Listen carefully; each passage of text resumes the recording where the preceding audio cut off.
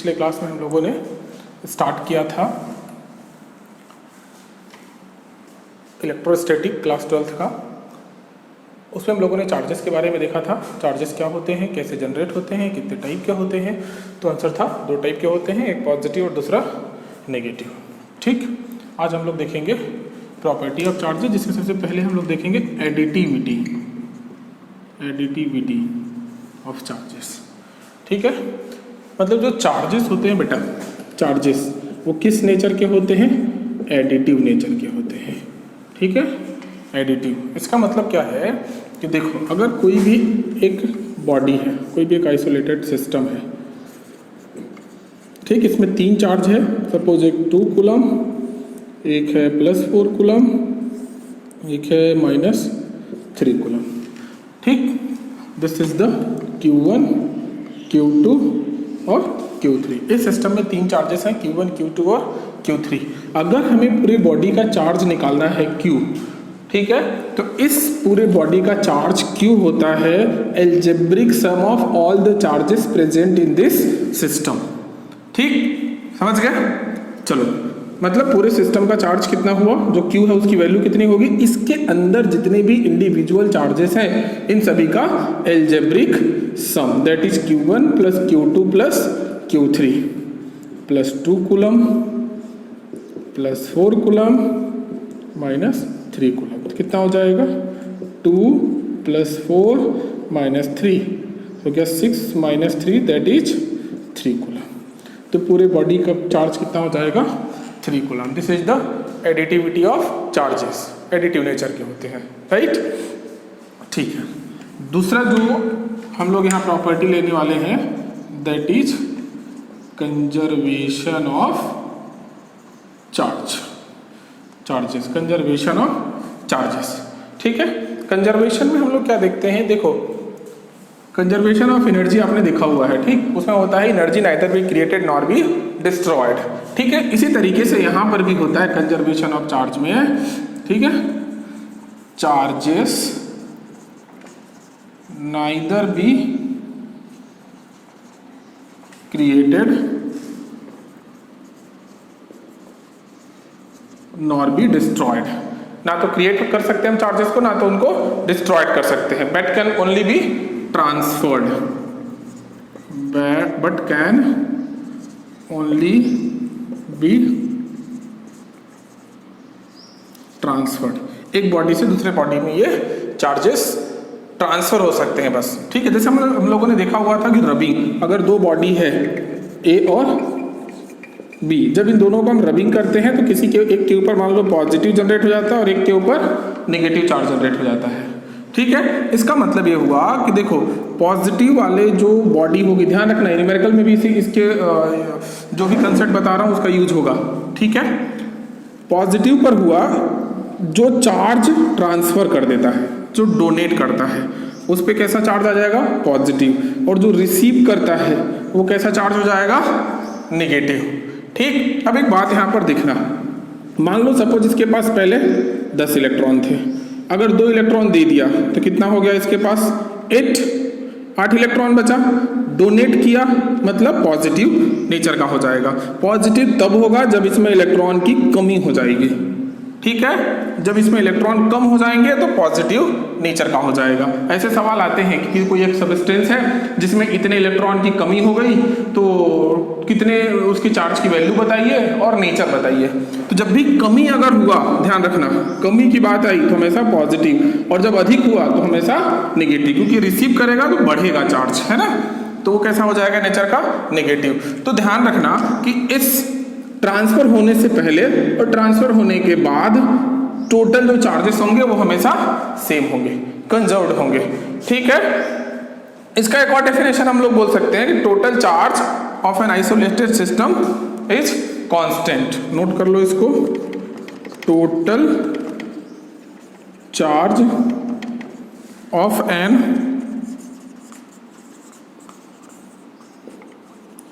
Isolated system is constant. ठीक है, अब इसका एक एग्जांपल देखो, मैं बता रहा हूं कैसे कांस्टेंट होता है। मान लो इसी एग्जाम्पल को थोड़ा सा एक्सपेंड करते हैं हम लोग। एक सिस्टम ए है, इसमें है +3 कूलम, +6 कूलम, -2 कूलम। ट्रांसफ़र हुआ है ना, ट्रांसफ़र होने के पहले और ट्रांसफ़र होने के बाद बॉडी हो गई बी, है ना। तो ए से ट्रांसफ़र होकर के, पहले ए था, ट्रांसफ़र होने के बाद वही बॉडी क्या बन गई, बी। इसमें हमारे पास है +1 कूलम, +3 कूलम। तो एक और चार्ज यहाँ पर होगा, इसकी आपको वैल्यू बतानी है ना।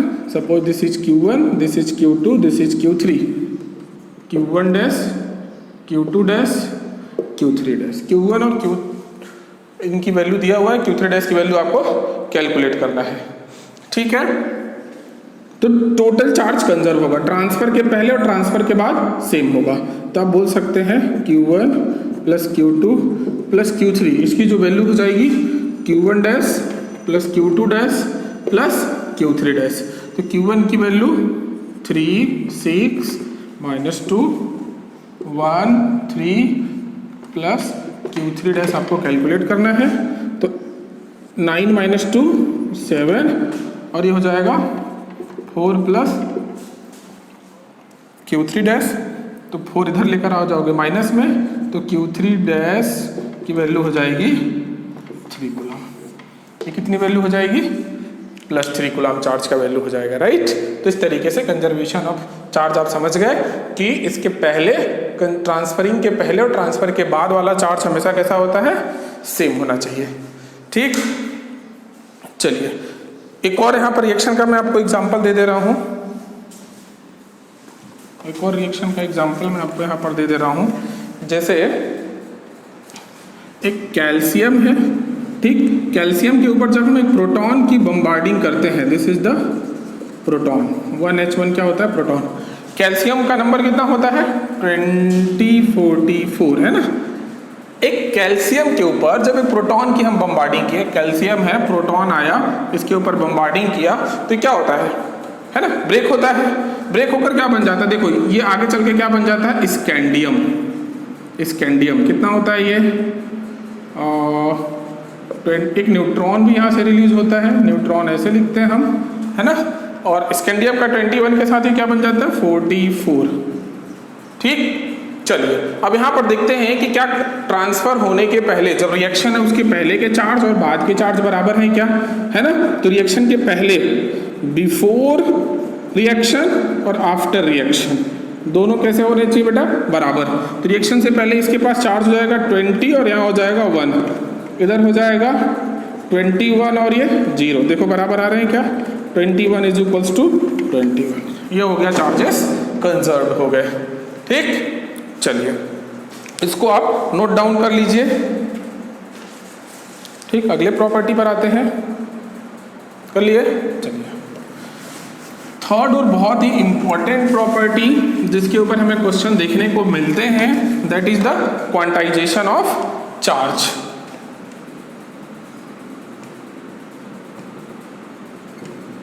Quantization of charge. चलिए क्वांटाइजेशन का मतलब क्या हुआ, यहाँ क्या क्वांटाइज्ड कैसे हो रहा है। तो क्वांटाइजेशन में ध्यान रखना, इंटीग्रल मल्टीपल, इसके लिए वर्ड यहां पर याद रखो, इंटीग्रल मल्टीपल, है ना। इंटीग्रल मल्टीपल मतलब चार्जेस हमेशा एग्जिस्ट करेगा इंटीग्रल मल्टीपल में, charges always exist in integral multiple of fundamental charge, ठीक। अब फंडामेंटल चार्ज क्या होता है इसके बारे में देखो। जो इलेक्ट्रॉन होता है, जो चार्ज होता है, उसकी वैल्यू कितनी होती है, 1.6 × 10⁻⁻19 कूलम। तो एक चार्ज की वैल्यू बेटा ये हो गई, एक चार्ज की वैल्यू। तो सबसे जो मिनिमम लोवेस्ट वैल्यू होती है वो ये हो गई, इसलिए हम इसको बोलते हैं फंडामेंटल चार्ज, ठीक। अब इंटीग्रल मल्टीपल का मतलब किसी बॉडी में क्या हो सकता है, या तो +1 इलेक्ट्रॉन होगा या तो -1 इलेक्ट्रॉन होगा, +2 होगा या -2, +3, -3, या तो +4 होगा या तो -4 होगा। इसी सीक्वेंस में आगे बढ़ेगा। ठीक है, कभी भी ऐसा आपको दिखने को नहीं मिलेगा कि 1.5 इलेक्ट्रॉन है या 2.5 इलेक्ट्रॉन है, 2.25 इलेक्ट्रॉन है, ऐसा आपको यहाँ पर दिखने को नहीं मिलेगा।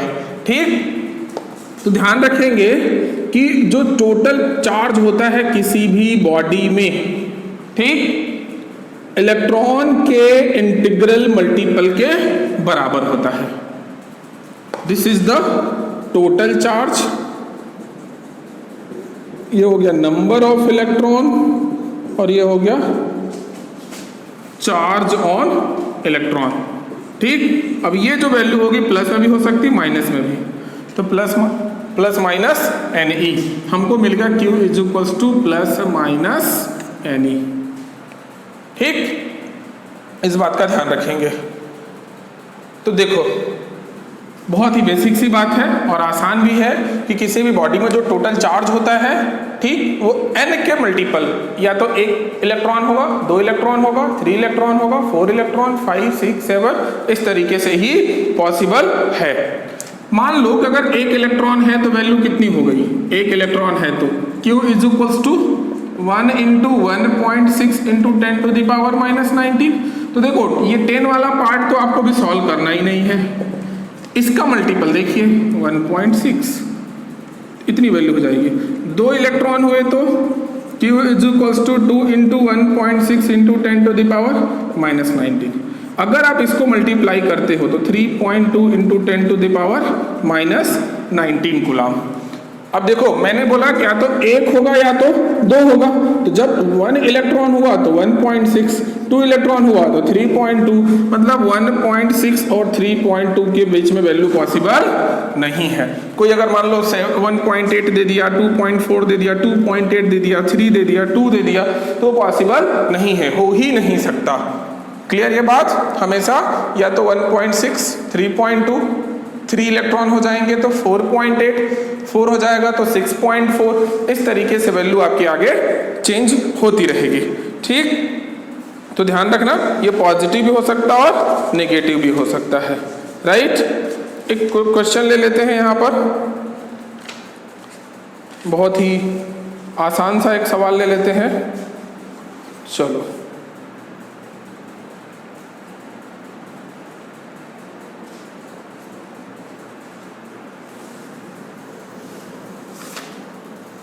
पहले बेसिक वाला क्वेश्चन ले लेते हैं, फिर इसका एक और बड़ा सा ले लेंगे, है ना? ठीक है, लिखा एक मटेरियल है, इसमें 100 इलेक्ट्रॉन की डिफिशियंसी है, कमी है। ठीक, कितने इलेक्ट्रॉन की कमी है? 100 इलेक्ट्रॉन की कमी है। कोई भी सब्सटेंस है जिसमें 100 इलेक्ट्रॉन की कमी है ना? तो बोल रहा है उसमें चार्ज की क्वांटिटी और उसका टाइप बताइए। चार्ज की वैल्यू बताना है और उसका टाइप बताना है। टाइप मतलब पॉजिटिव है या नेगेटिव है। तो देखो, Q इज इक्वल्स टू बेटा होता है NE और N है 100, E की वैल्यू होता है 1.6 × 10 टू द पावर -19। अब जब सॉल्व करेंगे तो आ गया 1.6 × -19 और यहाँ 2, तो 10 टू द पावर -17 कूलम। तो इतने क्वांटिटी का चार्ज हो जाएगा। चार्ज की वैल्यू 1.6 × 10 टू द पावर -17। अब क्वेश्चन एक और इसमें एडेड है कि कौन से टाइप का होगा, पॉजिटिव होगा या नेगेटिव होगा। तो अभी थोड़ी देर पहले मैंने बात किया था कि जब भी इलेक्ट्रॉन कम होता है, डिक्रीज होता है, कमी होता है चार्ज की, है ना, तो हमेशा पॉजिटिव नेचर का होता है। तो चार्ज कैसा है? ये पॉजिटिव है। ठीक, चलिए एक और क्वेश्चन देख लेता हूं मैं यहां पर, नोट कर लो इसको।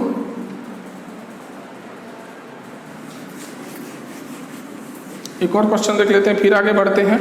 मान लो आपके पास वैल्यू दिया है 2.0 × 10 to the power -19 coulomb, 0.8 × 10 to the power -19 coulomb, 3.2 × 10 to the power -19 coulomb, 4.0 × 10 to the power -19 coulomb. अब क्वेश्चन ये है बेटा कि इसमें से कौन कौन से पॉसिबल हैं चार्जेस किसी भी बॉडी में, कितने भी इलेक्ट्रॉन को लेकर के। ठीक, तो देखो इसके आप फार्मूला वाला मेथड भी बता सकते हो, लॉजिकली भी बता सकते हो इस क्वेश्चन को, अगर आपको ये वाला फार्मूला याद है, ठीक ना। तो देखिए कैसे हमें ये बताना है कौन सा पॉसिबल है। तो चार्ज की वैल्यू अगर आप फर्स्ट ले लो, ये चार्ज की वैल्यू है ना, इतना चार्ज, इतने कूलम चार्ज हो सकता है कि नहीं हो सकता है, मतलब ये चार्ज की वैल्यू है। तो Q is equals to NE। आप n निकाल लिया करो ऐसे क्वेश्चंस के लिए। Q की value 2.0 into 10 to the power -19, electron होता है 1.6 इंटू 10 टू द पावर -19, और 2/1.6 बेटा ये भी आ जाएगा डेसिमल में, ठीक, इसमें आ जाएगा डेसिमल में। और इलेक्ट्रॉन का भी डेसिमल में नहीं आता, नंबर ऑफ इलेक्ट्रॉन है ना, इंटीजर मल्टीपल होता है, तो ये पॉसिबल भी नहीं है। वैसे भी लॉजिकली अगर हम देखें तो 1.6 और 3.2 के बीच में वैल्यू हो नहीं सकती, अभी हमने बात किया था, ठीक ना। 1.6 से कम भी नहीं हो सकता, ये देखो आ जाएगा 0.8/1.6, 19 तो कट जाएगा, ये 0.5 आधा इलेक्ट्रॉन, ये भी नहीं हो सकता, 2 नहीं हो सकता तो 4 भी नहीं हो सकता, है ना। तो 3.2, इसको आप C वाले को सॉल्व करो, 3.2 इंटू 10 टू द पावर -19, और इलेक्ट्रॉन की वैल्यू होता है 1.6 इंटू 10 टू द पावर -19, देखो ये 2 टाइम्स, तो 2 इलेक्ट्रॉन। तो this is the possible answer, ठीक, 3.2 into 10 to the power -19 coulomb. इस तरीके से आप यहाँ पर चेक कर लेंगे। चलिए इसको नोट डाउन कर लीजिए, इसी तरीके से सवाल इसमें रहते हैं, है ना। अगले टॉपिक की ओर बढ़ते हैं, नोट डाउन कर लीजिए, ठीक।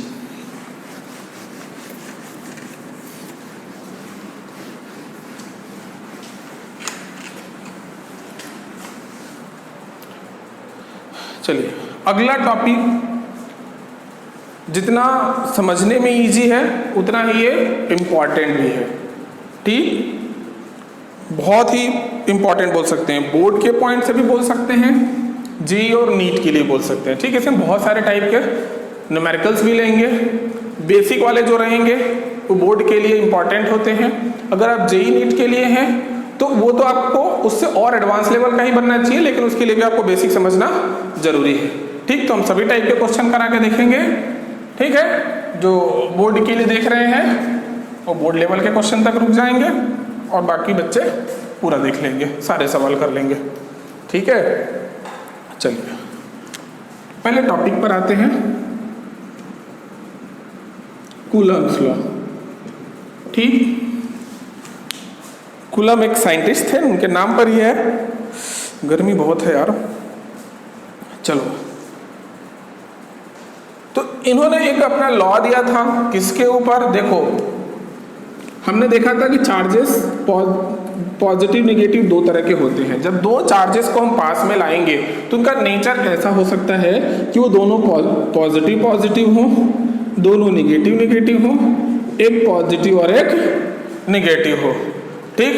अब आप सवाल ऐसा भी कर सकते हैं, सर ये वाला नेगेटिव वाला भी पॉजिटिव हो, तो कोई बात नहीं, बात एक ही है, ये नेगेटिव हो जाए और ये पॉजिटिव हो जाए, अल्टीमेटली ये दोनों कैसे हैं, अनलाइक चार्जेस हैं। अगर ऐसा कॉम्बिनेशन है तो ये रिपेल करेंगे, ये वाले भी रिपेल करेंगे, इनमें से कोई सा भी कॉम्बिनेशन हो, बात एक ही है, वो हो जाएगा अट्रैक्शन, ठीक। अब मान लो चाहे वो रिपेल कर रहे हो या अट्रैक्शन कर रहे हो, ठीक है, रिपेल कर रहे हो अट्रैक्ट कर रहे हो, अल्टीमेटली दोनों चार्जेस एक दूसरे के ऊपर फोर्स अप्लाई कर रहे हैं, ठीक। कुछ इस तरीके से देखो, एक प्लस Q1 चार्ज है ना, और एक प्लस Q2 चार्ज है, ये पहला और ये सेकेंड चार्ज, ठीक। अब देखो यहां हमने लिया कि दोनों लाइक चार्जेस हैं, ये इसके ऊपर फोर्स लगाएगा रिपल्सन का, ये इसके ऊपर फोर्स लगाएगा रिपल्सन का, ठीक है। तो कितना फोर्स लगाएंगे, इन दोनों चार्जेस का इंटरेक्शन कैसा होगा, है ना, ये बताता है कूलम्स लॉ, राइट। चलिए अब इन दोनों के बीच की कुछ डिस्टेंस हम ले लेते हैं। Let we have two charges Q1 and Q2 and the distance between the centers of both the charges, ध्यान रखना दोनों चार्जेस के सेंटर के बीच का होता है, सपोज ये कितना डिस्टेंस हो गया R, राइट। अब देखना बेटा, ये जो Q1 है Q2 के ऊपर फोर्स इधर लगाएगा, रिपेल करेगा ऑब्वियसली आगे, फोर्स ऑन 2 ड्यू टू 1, ठीक है। फर्स्ट वाले पर कौन लगाएगा 2, ये भी रिपेल करेगा, है ना, अभी नेचर से आप समझ गए, force on 1 due to 2, right. अब देखो ध्यान रखना, फोर्स हमेशा दोनों के जो लाइन ज्वाइनिंग डायरेक्शन होता है उसी के अलोंग फोर्स लगता है। बोले सर क्या इधर लगा के इधर घुमा सकता है क्या? नहीं, वो दोनों सेंटर को जो ज्वाइन करने वाली लाइन है उसी के अलोंग फोर्स लगता है। ध्यान रखना, force act along line joining, force acts along line joining the centers of two charges. ध्यान रखना, फोर्स किधर लगेगा? दोनों चार्जेस के सेंटर्स को ज्वाइन करने वाली लाइन के अलोंग ही लगेगा, ठीक है। चलिए मूव करते हैं टॉपिक पे। हाँ, तो कूलाम ने फोर्स के बारे में बात किया था बेटा, समझना। तो कूलाम का फर्स्ट स्टेटमेंट क्या था फोर्स को लेकर के? लेट दोनों के बीच का जो फोर्स लग रहा है, अप्लाई हो रहा है, उसको हमने मान लिया F, कैपिटल F, ठीक। इस वेक्टर फॉर्म पर आएंगे हम लोग, इसका भी मीनिंग समझेंगे क्या होता है, ठीक है। तो इन्होंने बोला था कूलाम ने, है ना, फर्स्ट स्टेटमेंट कि जो फोर्स होता है, force is directly proportional to the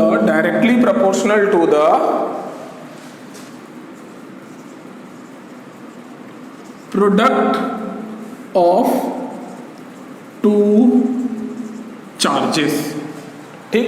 दो चार्जेस, एक Q1 की प्रोडक्ट ऑफ किसकी मल्टीप्लाई करेंगे प्रोडक्ट में? इसके ऊपर जितना चार्ज है और दूसरे वाले चार्ज के ऊपर जितना वैल्यू है ना, चार्ज है, उनका product, that is force is directly proportional to Q1 Q2। दोनों चार्जेस का जो वैल्यू है, इसका Q1 के ऊपर कुछ कूलाम चार्ज होगा, Q2 के ऊपर कुछ कूलाम चार्ज होगा, दोनों के multiple. This is the first law. Second उन्होंने बोला था force is inversely proportional to the square of distance between both the charges।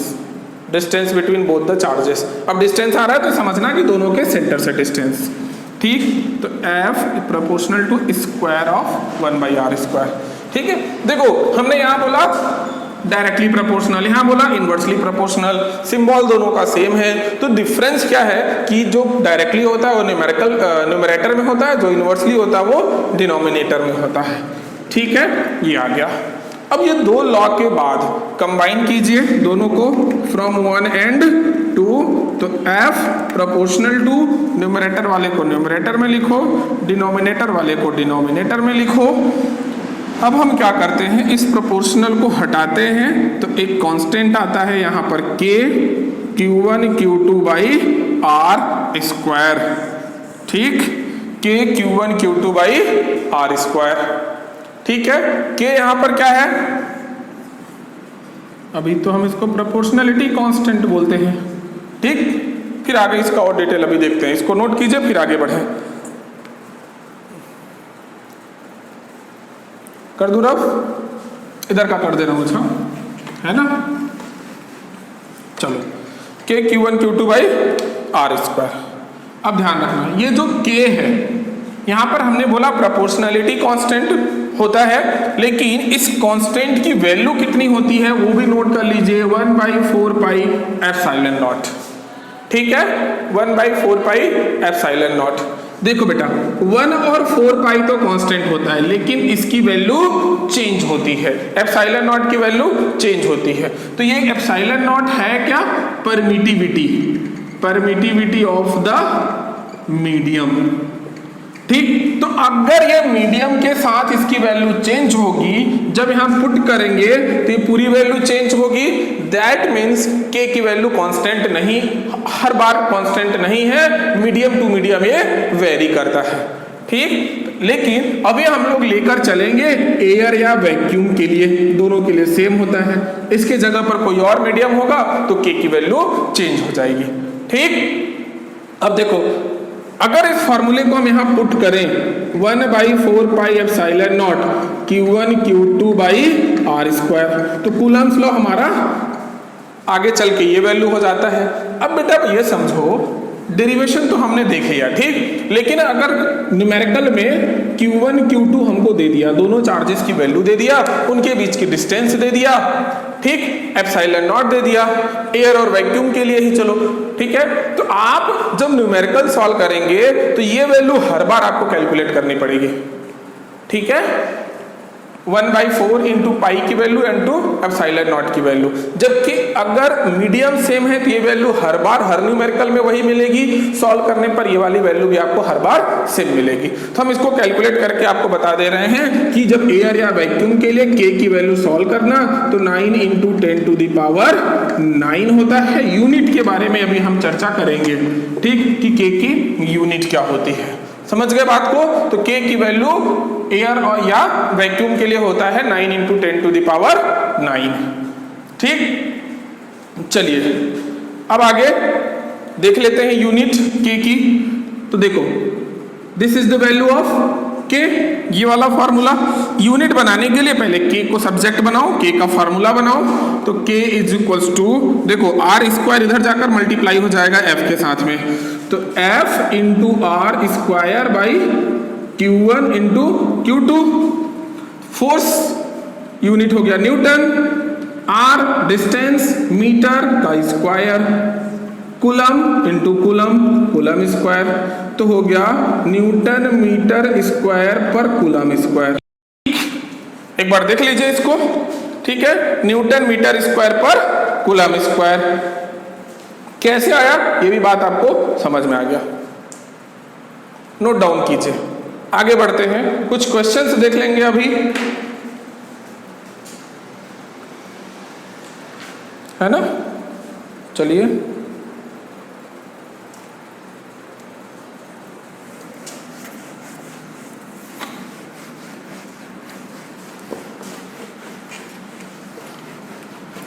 तो हमें पता चल गया।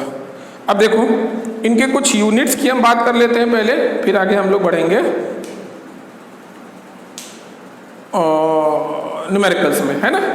तो एक पॉइंट में आप ध्यान रखें कि जो एयर की परमिटिविटी होती है, हमने बात तो किया कि लगभग दोनों का सेम होता है, एयर या वैक्यूम के लिए के की वैल्यू लगभग सेम होती है, पर इनमें थोड़ा सा डिफरेंस है। हालांकि इसको आप याद नहीं भी रखेंगे तो कोई बात नहीं है। तो वायु की जो परमिटिविटी होती है ना, वैक्यूम से 1.005 टाइम्स होता है। वैक्यूम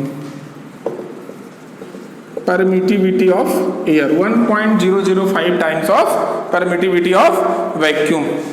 ठीक, चलो बेटा आगे बढ़े। हाँ,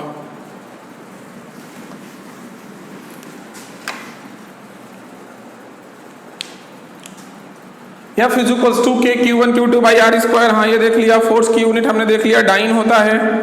चलो ये भी बात हमने देख लिया। यूनिट जब तक हम नहीं पढ़ेंगे तब तक आगे न्यूमेरिकल में मजा नहीं आएगा, है ना। तो उसको पढ़ने से पहले एक हम लोग देख लेते हैं यूनिट चार्ज क्या होता है, अबाउट द यूनिट चार्ज। ठीक,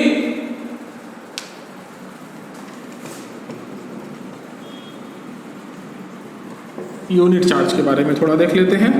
के Q1 Q2 by R square, के Q1 Q2 by R square. अब यहाँ पर एक कंडीशन हम लोग लेते हैं, इफ देखो दो चार्जेस हैं Q1 Q2, है ना, इनके बीच जो फोर्स लग रहा है उसकी वैल्यू हमने ले लिया 9 into 10 to the power 9 newton. ठीक, डिस्टेंस ले लिया 1 मीटर। दोनों चार्जेस हमने बराबर कर लिया, किसके, Q के। Both the charges are equal to Q, value put कीजिए, देखो क्या आता है 9 इंटू 10 टू द पावर 9, के की वैल्यू होता है 9 into 10 to the power 9, Q1 है Q, Q2 है Q, R है 1 का स्क्वायर। अब आप ध्यान से देखेंगे तो ये वैल्यू कैंसिल आउट हो जाएगी, 1 का स्क्वायर 1 इधर आ जाएगा, इधर हो गया Q into Q, Q square, cross multiplication करेंगे तो Q square is equal to 1, तो Q is equal to plus minus 1 coulomb, 1 coulomb charge मिला, ठीक है, प्लस माइनस 1।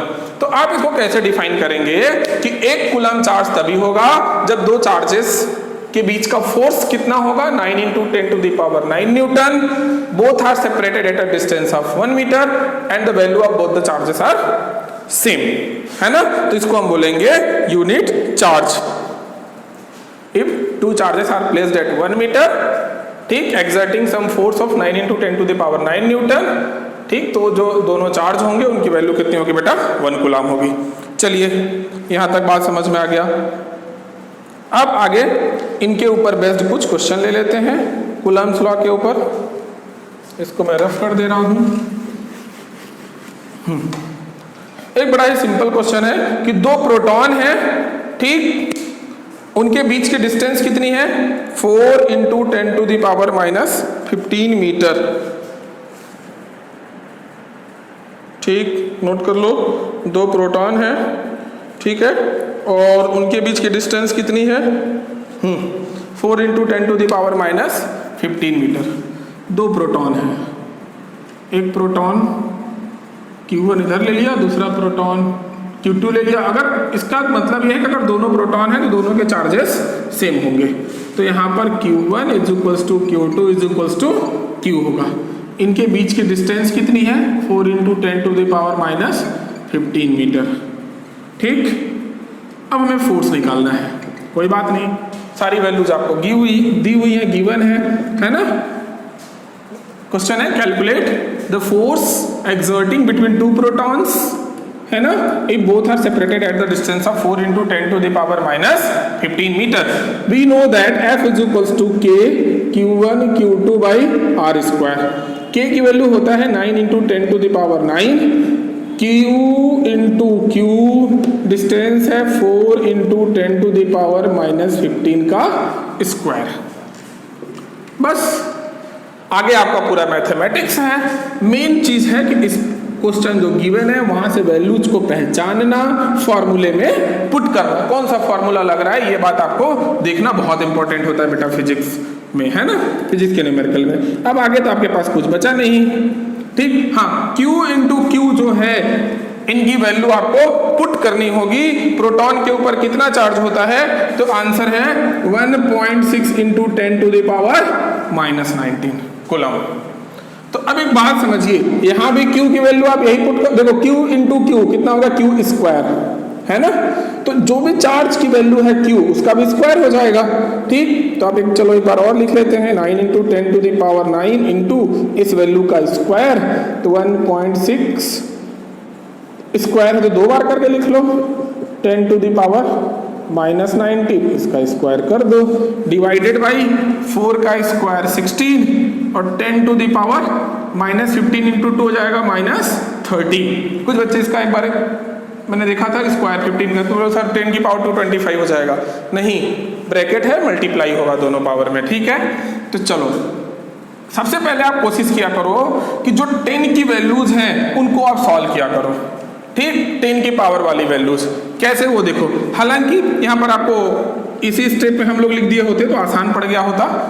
अब देखो जरा, अगर हम इसको हटाते हैं तो कितना आ जाएगा, 10, डेसिमल रिमूव किया तो ये हो गया 16 से 16 आपका ऐसे ही सॉल्व हो गया, हाँ। तो अब यहाँ बचा 9 इंटू 1.6, तो 16 का टेबल आप 9 टाइम पढ़ेंगे कितना, 144, मतलब 14.4 आ गया, 10 टू द पावर 9,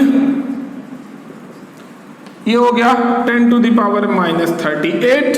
देखो ये और ये मल्टीप्लाई होकर सॉल्व हो गए, ये पहले ही खत्म हो गया, ये और ये हमने यहां लिख दिया, डिवाइडेड बाई बेटा ये हो गया 10 टू द पावर माइनस 29। ध्यान रखना माइनस और प्लस है तो सब्ट्रैक्ट हो जाएगा, ठीक। अब आया force is equals to 14.4 into, देखो -38 + 9 कितना हो जाएगा? -29, 10 टू द पावर -29, और नीचे भी क्या है 10 टू द पावर -29, तो फोर्स आ गया 14.4 न्यूटन। ठीक, इस तरीके से आप कैलकुलेट कर लेंगे। कई न्यूमेरिकल्स ऐसे होते हैं जो बड़े ही आसानी से कैंसिल आउट हो जाते हैं, बहुत सारी वैल्यूज, ठीक, लेकिन कुछ तो बेटा आपको परेशान करेंगे, राइट। चलो और एक आध में क्वेश्चन ले रहा हूं यहां पर, बहुत ही अच्छा सा क्वेश्चन है, लिख लीजिए। 2 positive ions of equal magnitude, rough कर दो इसको,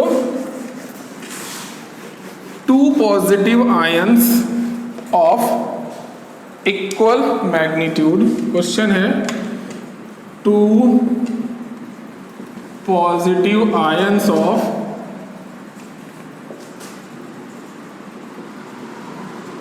equal magnitude repel each other by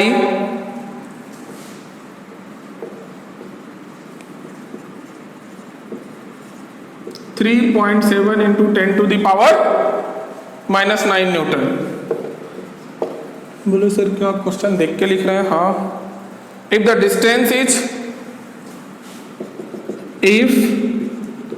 distance is 5 angstrom between them, है ना, तो आपको क्या फाइंड करना है? Find the deficient electrons in each ion, find the deficient electrons in each ion. ठीक है, कितने आयन्स की, मतलब सभी आयन में कितने इलेक्ट्रॉन की कमी होगी आपको निकालना है। चलो क्वेश्चंस देखते हैं। क्वेश्चन ऐसा आपको गिवन, आप कंसेप्ट बनाइए। 2 पॉजिटिव आयन आपके पास है, यहां पर गिवन है, उनके बीच फोर्स, पहले गिवन डेटा पकड़ो, 3.7 into 10 to the power -9 Newton, है ना। अब इसके बाद और क्या गिवन है? उनके बीच की डिस्टेंस है 5 एंगस्ट्रॉम, है ना। 1 एंगस्ट्रॉम में कितने मीटर होता है? तो आंसर है 10 to the power -10 मीटर। तो इसको आप चाहो तो लिख लो, 10 to the power -10 मीटर में भी आ गया। अब दोनों चार्जेस की वैल्यू, ठीक, Q1 और Q2, तो दोनों के वैल्यू लिख लो Q, है ना। चलिए, तो दोनों की वैल्यू कितनी हो गई? Q सेम होंगे।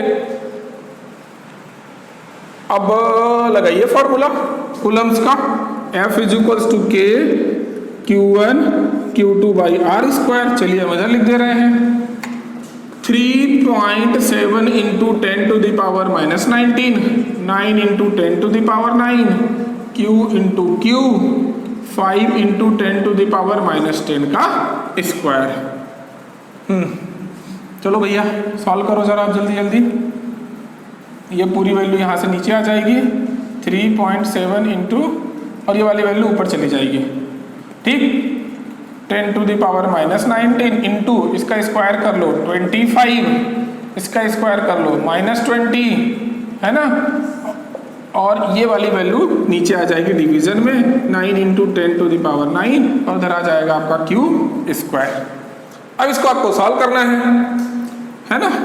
तो 3.7 इंटू 25/9, ये तीनों values, into -39, 10 to the power -39 और 10 to the power 9, ठीक। अब ये 9 जब ऊपर जाएगा तो ये कितना हो जाएगा?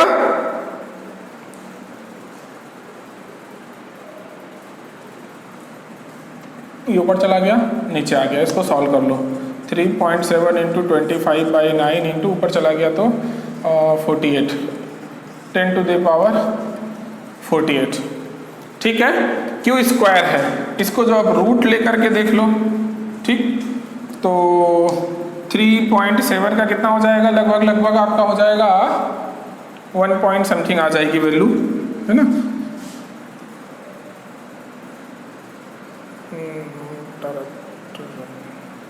1.8 के समथिंग आ जाएगा।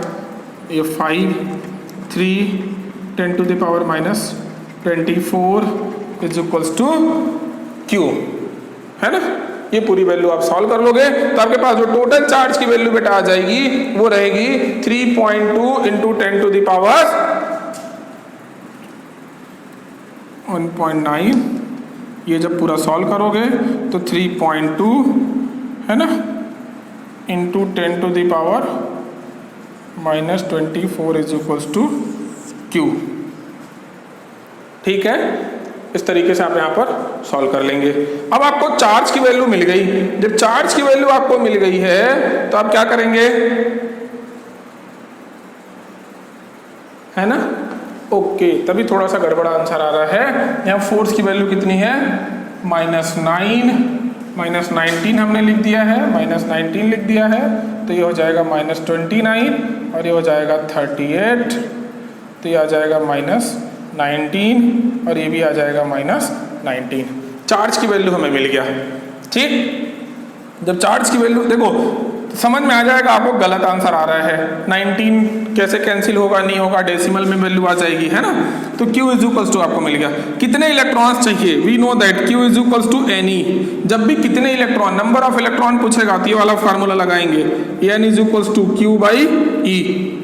3.2 into 10 to the power -19, charge की वैल्यू होता है 1.6 इंटू 10 टू द पावर -19।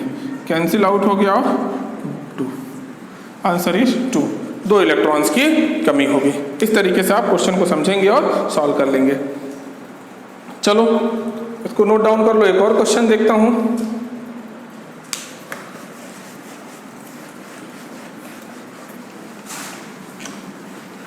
है ना, एक और क्वेश्चन नोट डाउन कीजिए। चलिए, ये क्वेश्चन आपका है, ये क्वेश्चन आपको घर से कर लाना है, इसको घर पे बैठ करके सॉल्व करना है ना। Find the relation between Q1 and Q2। Q1 और Q2 के बीच में आपको रिलेशन फाइंड करना है। इसके लिए कंडीशन क्या दिया हुआ है कि जो Q1 और Q2 के बीच जो रिपल्सिव फोर्स होगा इन दोनों के बीच, वो कैसा होगा, मैक्सिमम फोर्स होना चाहिए। ठीक, इस तरीके से आपको इनके बीच रिलेशन फाइंड करना है। ये आप घर पे बैठ करके इसको सॉल्व करेंगे, है ना। इस पर अभी बहुत ही प्यारे प्यारे बेटा न्यूमेरिकल्स हैं कूलम्ब्स लॉ में, है। तो इसके ऊपर एक न्यूमेरिकल का अगला हम एक वीडियो ही पूरा कूलम्ब्स लॉ के ऊपर समझेंगे। पहले वेक्टर फॉर्म पढ़ेंगे जल्दी से, इसके बाद पूरा न्यूमेरिकल्स कूलम्ब्स लॉ का देखेंगे, कैसे बोर्ड एग्जाम्स में आता है और कैसे कॉम्पिटिटिव एग्जाम्स में आता है। ठीक, तो ये आज हमने देखा प्रॉपर्टी ऑफ चार्जेस। ठीक, पहले वीडियो में चार्जेस के बारे में देखा था, बहुत ही बेसिक देखा था, कैसे ओरिजिन हुआ, कैसे फोर्सेस लगते हैं। पूरे पेशेंस के साथ आप पहला वीडियो देखिएगा, है ना, और नहीं तो सेकंड वीडियो से आपका बहुत अच्छे से क्लियर हो जाएगा। ठीक, अगर आपको चार्जेस कैसे आते हैं, कितने टाइप के होते हैं, कैसे उनके ऊपर चार्ज जनरेट होता है, पॉजिटिव निगेटिव उनका नाम क्यों पड़ा, ये सारी चीजें आपको पहले वीडियो में मिलेगा। सेकेंड वीडियो में आज जो हम लोगों ने देखा वो था properties of charges, additive nature, conservation, quantization, इनके ऊपर कैसे 1-2 क्वेश्चंस आते हैं। कूलम्ब्स लॉ देखा, कूलम्ब्स लॉ के ऊपर हमने क्वेश्चंस देखे, एक ही क्वेश्चन देखा, एक आपको होमवर्क में दे दिया हूँ, इसको आप बैठ करके घर पे प्रैक्टिस करना। बाकी जो टाइप ऑफ क्वेश्चंस हैं, वेराइटी ऑफ क्वेश्चंस हैं, वो हम लोग अगले वीडियो में देखेंगे, है ना। बाकी के सिलेबस उसके और बाद में। चलिए आज के लिए इतना ही, थैंक यू।